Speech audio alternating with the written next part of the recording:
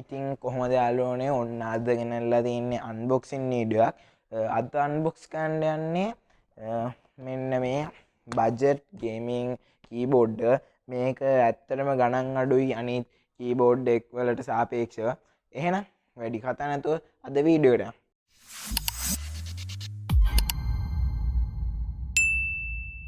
යාළුවනේ මේ බොක්ස් එකෙන් මෙතන ගහලා තියෙනවා ජෙඩල් කියලා. ඊට පස්සේ 84 keys colorful light in gaming keyboard කියලා තියෙනවා. ඊට පස්සේ gaming backlight in keyboard කියලා තියෙනවා. ජෙඩල් කියලා තියෙනවා. මොඩල් එක ගහලා තියෙනවා K33 කියලා. ඒ වගේම keyboard එකේ ලස්සන picture එකක් තියෙනවා. මේකේ keys 84යි තියෙන්නේ. ඒ කියන්නේ number pad එක එහෙම නැහැ. ඊට පස්සේ මේ පැත්තට ගියාම ජෙඩල් කියලා ගහලා තියෙනවා. මේ පැත්තට ගියාම මොඩල් එක ගහලා දෙනවා.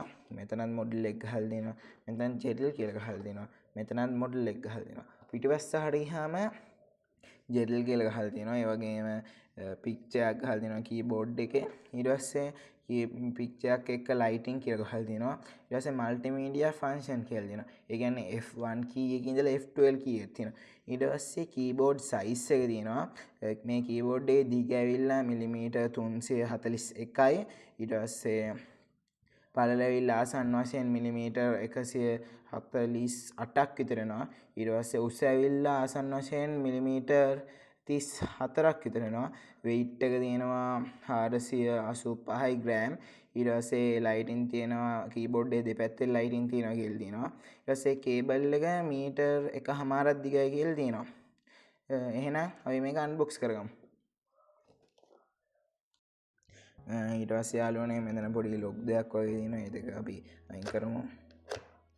ඊට පස්සේ අපිට බොක්ස් එක අන්බොක්ස් කරගන්නයි තියෙන්නේ.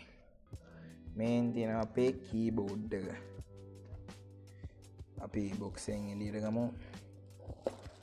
මම බොක්ස් එක පැත්තකින් තියාගන්නම්. ඊට පස්සේ ඉටි කොලෙත් අයින් කරමු. මෙන්න තියෙනවා අපේ කීස් 84 පොඩිම පොඩි කීබෝඩ් එක.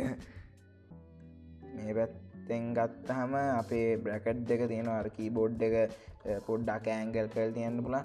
ඒකේ උස වර්ග දෙකකට කරන්න පුළුවන්. මේ මෙහෙම එකක් කරාම මෙච්චර උසක්. ඊට පස්සේ මේ දෙවෙනියත් ඉස්සුවම ඊට වඩා ඇන්ගල් එකක් ගන්න පුළුවන්. ඒ හින්දා මේ ගොඩක් හොඳයි. ඔයාලට කැමති විදිහට ඇන්ගල් එකක් තියාගන්න පුළුවන්. ඒ වගේම මෙතන හතර පැත්තෙම රබර් එකක් තියෙනවා. ඒ හින්දා ඔයා තියෙන සර්ෆේස් එකේ ලිස්සන්න එක නැතුව ෂේප් එක තියාගන්න පුළුවන්. එහෙනම් අපි මේකට පවර් එක දෙමු. මුලින්ම මේකේ වයර් එක අපි ගලවමු. ඉතින් යාළුවනේ කීබෝඩ් එක පවර් ඔන් කරගත්තා. අපේ මවුස් එකක් තියෙනවා. ඒකත් එක්ක නිකන් ගැලපෙනවා වගේනේ. RGB හින්දා.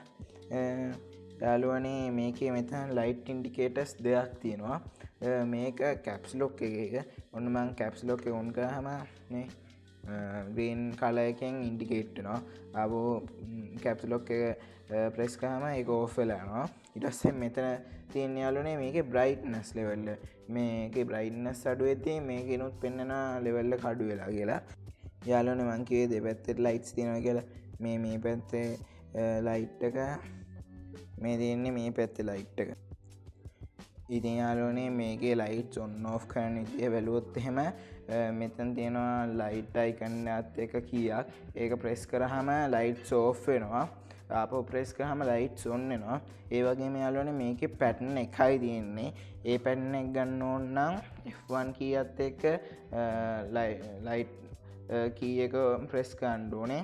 එතකොට ඒ lights නේ යන්නේ මිනිමිපත් වෙනවා වගේ pattern එකකට යන්නේ. ආපහු ඒක කලින් තිබ්බ විදිහට ගන්න ඕන නම් F1 කීයත් එක්ක අර කී එක press කරන්න. එතකොට අර කලින් තිබ්බ විදිහට එනවා. ඊට පස්සේ යාළුවනේ මේකේ brightness අඩු වැඩි කරන විදිහ බැලුවොත් එහෙම F1 කීයත් එක්ක page up down කී එක තමයි press කරන්න තියෙන්නේ.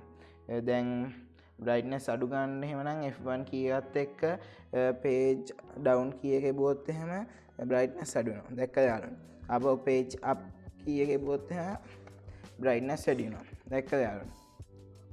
ඉතින් යාළුවනේ මේ කීබෝඩ් එකේ ටයිප් කරද්දී එන සවුන්ඩ් එක්ස්පීරියන්ස් එක බැලුවොත් එහෙම මේ වගේ සවුන්ඩ් එකක් තමයි එන්නේ.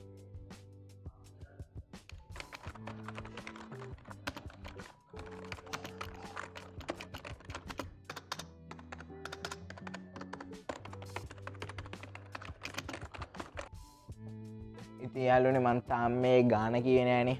මේක ඇවිල්ලා රුපියල් 2400ක් විතර යන බජට් ගේමින් කීබෝඩ් එකක්.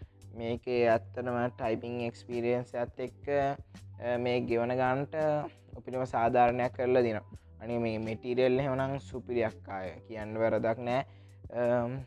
ඉතින් කොහොමද යාළුවනේ අද වීඩියෝ. ඔයාලා මේ වීඩියෝ එක කැමති නම් ලයික් කරන්න, සබ්ස්ක්‍රයිබ් කරන්න, ෂෙයා කරන්න, කමෙන්ට් කරන්න. එහෙනම් මං අදට යනවා. මම විදත් හේරත්.